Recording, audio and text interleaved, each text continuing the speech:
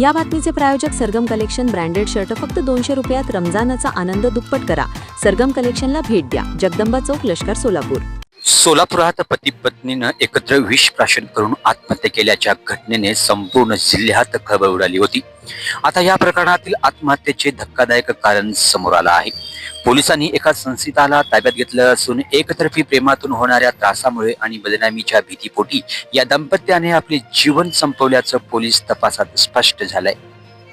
सोमनाथ धानप्पा पाटील आणि श्रीदेवी सोमनाथ पाटील असं आत्महत्या केलेल्या पती पत्नीचं नाव आहे. हे दाम्पत्य सोलापुरात वास्तव्यास होतं. त्यांचा किराणा मालाचा व्यवसाय होता.